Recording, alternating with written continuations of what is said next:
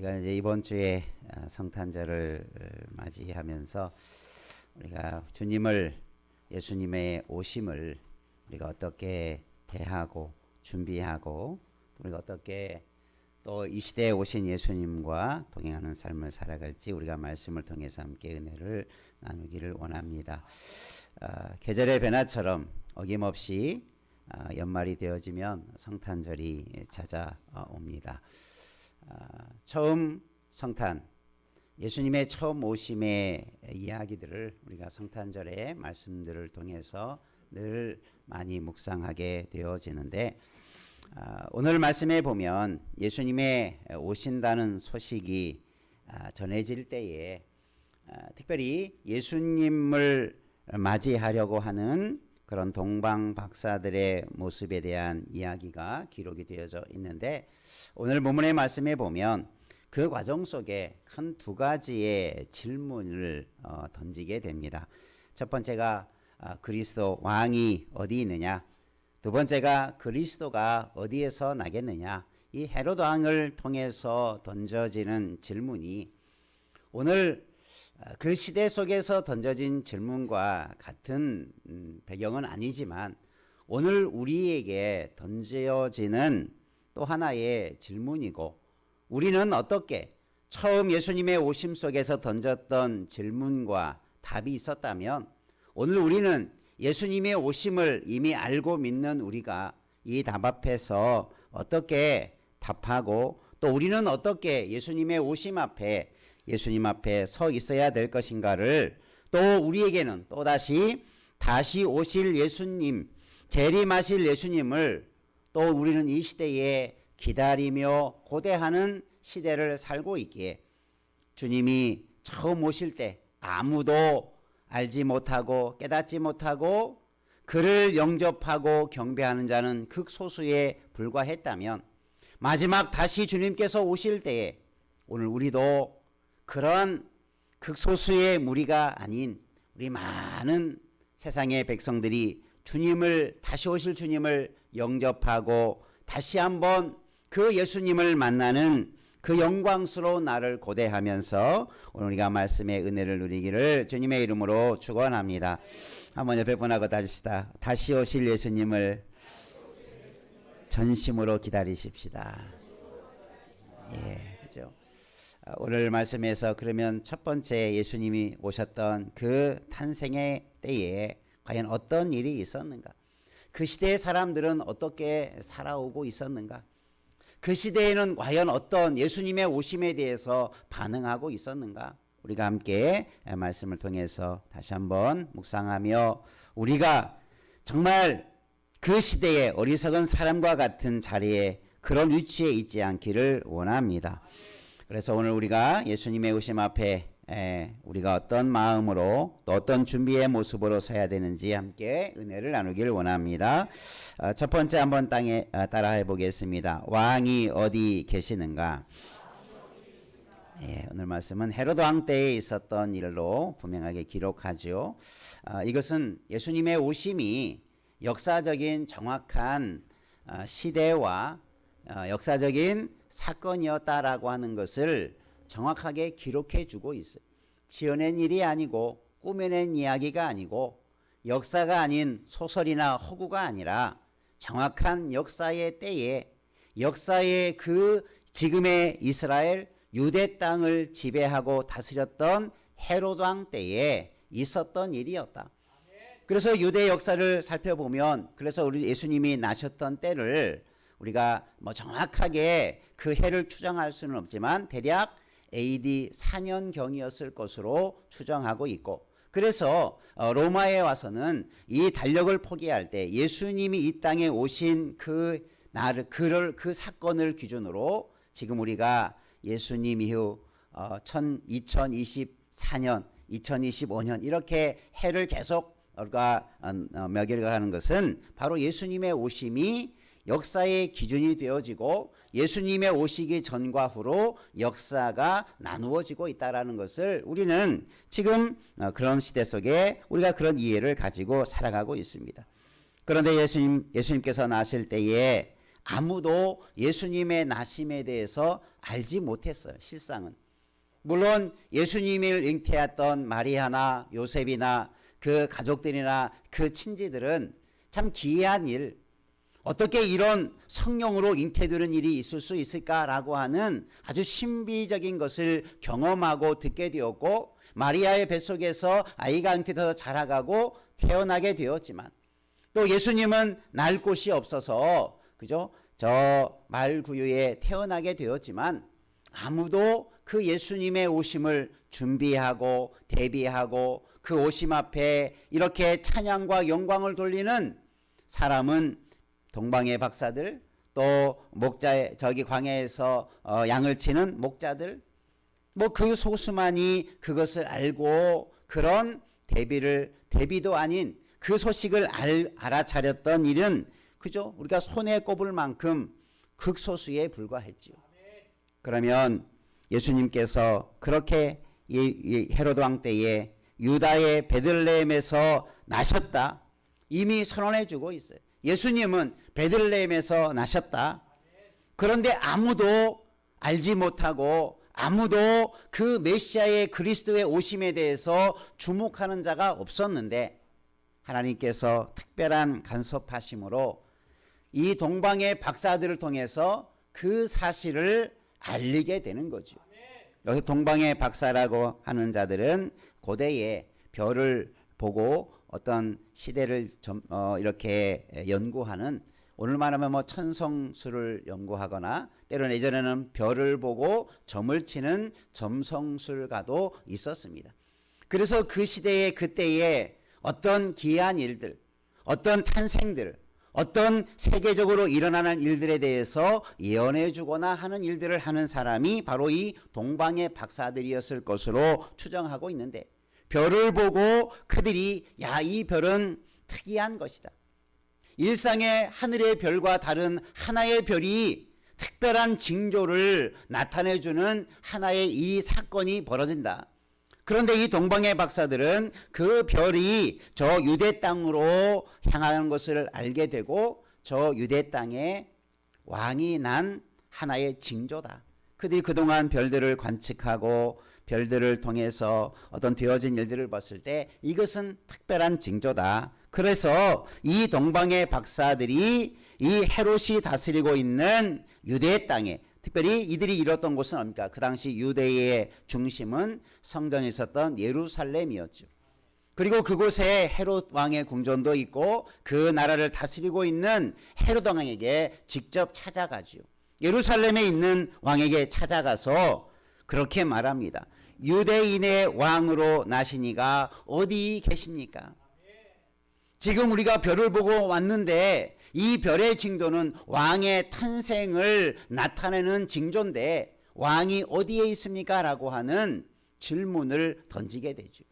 그러면 그때 이 말을 들은, 그러면서 그 동방의 박사들이 뭡니까? 그 별을 보고 우리가 그에게 경배하러 왔다, 그를 섬기러 왔다, 그는 위대한 왕으로 이 땅에 오신 분이시다라고 하는 것을 그들은, 물론 복음과 하나님의 말씀을 모르는 이방의 동방의 박사들이었지만 그들이 경외함을 가지고 그 왕의 탄생 앞에 경배하러 우리가 왔는데 왕이 어디 계시냐?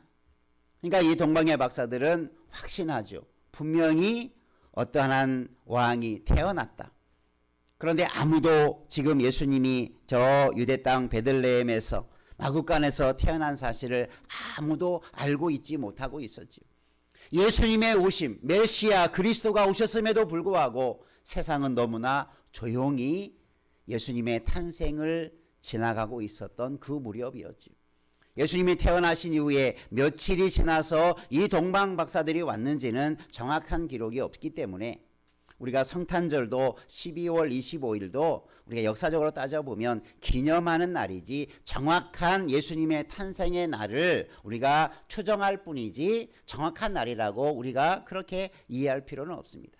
예수님이 이 무렵에, 우리로 말하면 12월 25일 연말을 즈음에 예수님께서 태어나셨다, 이렇게 우리가 추정해서 아는 것이지, 그래서 여러분 예수님이 오셨던 그것을 아무도 몰랐기 때문에 예수님의 온 때와 시를 정확히 지정할 수 없었기 때문에 아마 이 예루살렘에 찾아온 동방의 박사들도 아마 그 날을 정확히 탄생한 날에 도착한 게 아니라 별을 보고 찾아왔기에 아마 예수님이 탄생한 이후에 수일이 지난 이후에 아마 이런 일이 일어났을 것입니다. 그리고 헤롯 왕은 이 소식을 듣고 헤롯 왕과 온 예루살렘이 3절 말씀에 보면 어떻게 했다고 말하고 있습니까? 헤롯 왕과 온 예루살렘 사람들이 이것을 듣고 어떻게 했다고요? 소동했다. 메시아 그리스도, 이 동방의 박사들로 이야기하면 유대인의 왕이 났다라고 하는 이 소식을 듣고 소동하게 됐어요. 여러분 왜 소동했겠어요? 유다와 예루살렘의 왕이 태어났습니까? 안 태어났습니까? 태어나지 않았어요.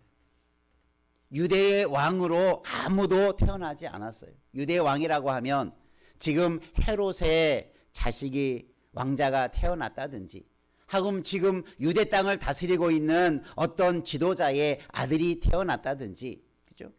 왕으로 오신 이가 태어나야 되는데 지금 유대 땅에는 그런 일이, 그런 사람이, 그런 왕자들이 태어난 적이 없거든요. 그러니까 헤롯이 소동하고 온 이스라엘 백성들이 소동해요. 이게 무슨 이야기냐? 저 동방의 박사들이 와서 왕이 어디 있느냐라고 찾고 있는데 지금 자기 주변에는 아무런 태어난 징조가 없는 거죠. 그러니 소동하고, 여기서 소동하다라고 하는 이 말은 뭐 일반적인 소동이라는 말도 있지만 막 흥분하게 된다, 당황하게 한다, 막 요동하게 한다. 어찌할 바를 모르는 일들이 지금 헤롯과 그 예루살렘의 이 소식 때문에 혼란이 일어난 거예요. 뭐 여러분도 우리나라가 계엄령만 선포해도 얼마나 온 나라 백성들이 난리지 않습니까? 예수님이 이 땅에 오셨을 때에 동방의 박사들이 그곳에 폭탄과 같은 발언을 던졌습니다. 유대인의 왕으로 나신 이가 어디에 있느냐? 그런데 그들은 소동할 뿐 전혀 그것을 알지 못했다는 거죠. 왜 그렇습니까? 왜 그렇습니까?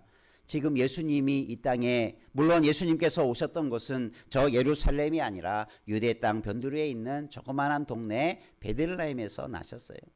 높은 신분이나 고관이나 지도자의 아들로 태어난 게 아니라 요셉이라고 하는, 마리아라고 하는 지극히 작은 자, 목수의 아들로서, 신분으로서, 그것도 결혼하기 전에 잉태되어진, 참 어떻게 인간적으로 보면 부끄러운 모습으로 잉태되어진, 가람 조용하게 아마 그날을 기다리는 그런 상황 속에 예수님이 오셨던 거죠. 이런 것을 보면 많은 사람들은 예수님의 오심에 전혀 무관심하게 예수님의 오심이 지나가고 있었을 때에 하나님은 동방의 박사들을 통해서 예수님의 오심을 알리시는 거죠. 천사들을 통해서 예수님이 잉태되었음을 알리셨던 것처럼 하나님은 동방의 박사들을 통해서 예수님께서 이 땅에 유대의 왕으로 오셨다, 만왕의 왕으로 오셨다라고 하는 것을 많은 사람들에게 알리시려고 이 사건을, 이 동방의 박사들에게 별을 보고 찾아와서 유다의 백성들, 하나님을 믿는 선민들, 하나님의 말씀을 가졌다고 하는 자들조차도 전혀 무지한 채 지나가는 메시아의 오심에 대해서 선포해 주고 있는 것입니다. 그런데 이들은, 여러분이 그 소식을 들으면 여러분은 어떻게 반응하겠습니까? 예수님이 오셨다, 우리가 기다리신 예수님이 오셨다라고 하면 여러분 어떻게 반응하는 것이 맞겠습니까?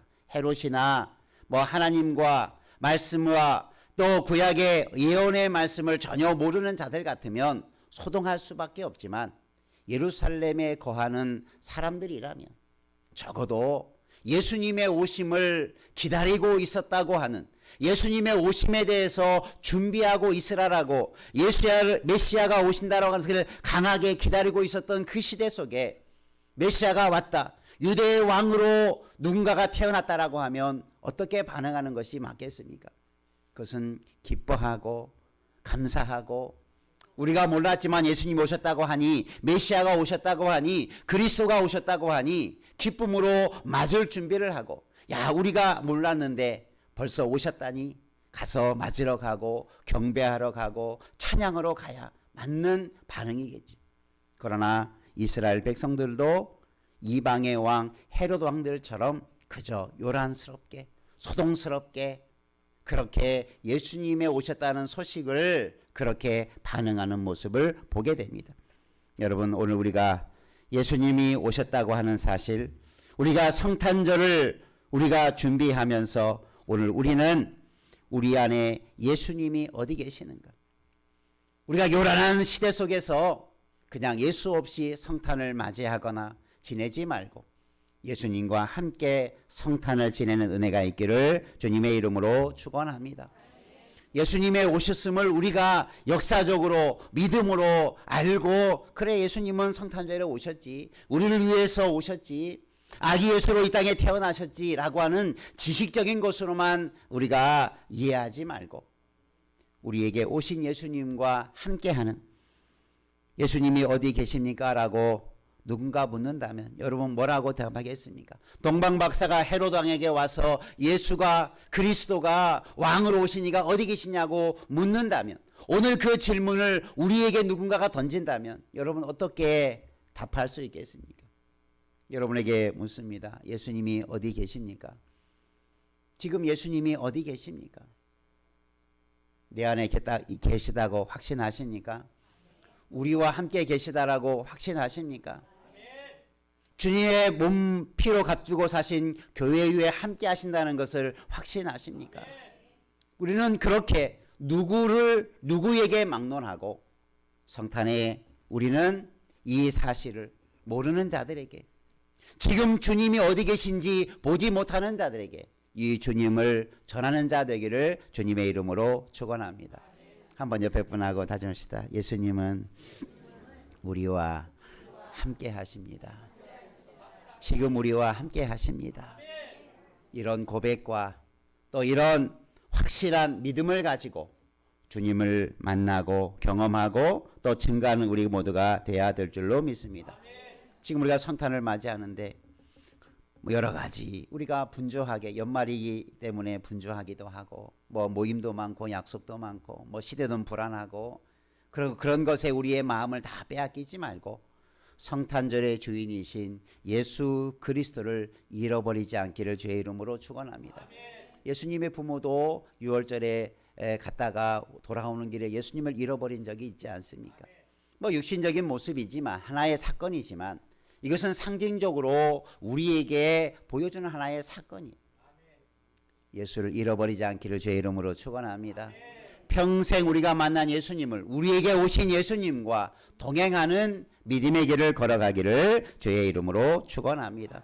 그래서 이 질문 앞에 우리는 늘 대답할 준비, 예수를 소개할 준비, 예수님을 모르고 찾는 이들에게 예수님을 증거할 수 있는 예수 그리스도의 증인으로서의 자리도, 그런 믿음을 가지고 나아가기를 주님의 이름으로 축원합니다. 온 세상은 성탄절이라고, 온 세상 나라들은 성탄절에 즐거워하고 선물도 주고 분주하게 또 성탄을 지내는 여러 가지 방식으로 상업적으로 세상은 늘 그렇게 분주하게 성탄절을 맞이하고 지나가고 있지요. 오늘 우리의 성탄은 예수 없는 성탄이 되지 않기를 바랍니다. 우리에게 오신 예수님을 더 기뻐하고 더 감사하고, 예수님이 없었다라면 나는 어떤 인생이 되었을까? 내가 예수님을 만나지 못했다라면 내 인생은 어떠한 비참한 인생이 되었을까? 다시 한번 그것을 생각해 보며 오신 예수님을 경배하며 찬양하는, 예수님과 함께하는 성탄을 우리가 맞이하고, 우리 교회가, 이 땅의 그리스도인들이 예수님과 함께하는 성탄이 회복되기를 주님의 이름으로 축복합니다. 그래서 주님을 더 우리가 성탄절을 맞이해서 예배하는 이유가 뭡니까? 그 주님께 찬양과 경배를 드리는 것이 우리의 본분이기 때문이죠. 정말 주님의 오셨음을, 2000년 전에 오셨지만 주님이 오셨음이 우리에게 얼마나 큰 은혜요 복이었는가를 다시 한번 또다시 기억하고 감사하고 주 앞에 영광을 돌리는 날이 성탄절이 되어야 되는 거죠. 우리가 이번 주일의 성탄에 정말 주님을 그렇게 마음껏 경배하며 감사하며 찬양하는 영광의 날을 맞이하기를 주의 이름으로 축원합니다. 두 번째 한번 따라 하십시다. 그리스도가 어디서 나겠느냐. 예, 헤롯이 동방의 박사들의 소식을 듣고 소동하는 중에 헤롯이 우리에게는 나에게는 왕자가 태어난 일이 없는데 웬 유대의 왕이 어딨냐고 동방 박사들이 물으니 아마 동방 박사들에 대한 신뢰가 있었던 것 같아요. 야, 무슨 농담이냐, 뜬금없는 소리냐, 그들을 내보낸 게 아니라 이 헤롯은 그 말을 받아들였어요. 뭔가 이 동방의 박사들이 여기까지 찾아와서 왕의 탄생을 분명히 말해주고 찾고 있는데 그러면 뭔가 이런 징조에 무언가 있었을 것이다. 아마 헤롯은 동방 박사들의 말을 듣고 어떻게 명을 내립니까? 이 모든 헤롯이 소동하는 중에 헤롯 왕이 모든 대제사장들과 백성의 서기관들을 모았습니다. 이게 무슨 말이냐? 그러면 이것을 알만한 사람을 찾아서 불러 모았죠.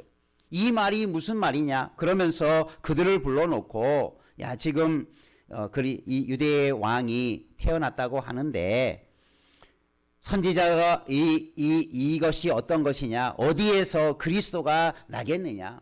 그러니까 이 헤롯 왕도 그리스도의 나심과 오심에 대한 이야기를 이미 알고 있었어요. 유대인들이 지금 로마의 속국으로 로마의 지배를 받고 있지만 이스라엘 회복을 간절히 바라고 있는 그 메시아가 오게 되면 유대의 왕이 태어나게 되면 그가 우리를 구원해 주실 것이라고 하는 그 시대적인 대망 사상이 강하게 일어났죠. 우리나라도 일제치하에서 광복에 대한 독립에 대한 열망들이 얼마나 강해져 갔습니까? 나라의 국권이 회복되고 나라가 회복되는 이스라엘도 정치적으로 그런 강한 메시아, 우리는 어떤 지도자가 기다렸겠지만 유대인들은 구약의 예언을 따라서 메시아, 기름 부은 자가 오면, 다윗의 후손이 오면 이 나라가 반드시 회복된다, 이 나라가 반드시 흥하게 된다라고 하는 그 사상이 점점 강해져 가고 있었습니다. 헤롯도 유대인의 이 신앙적이고 종교적인 그 대망을 알고 있었죠.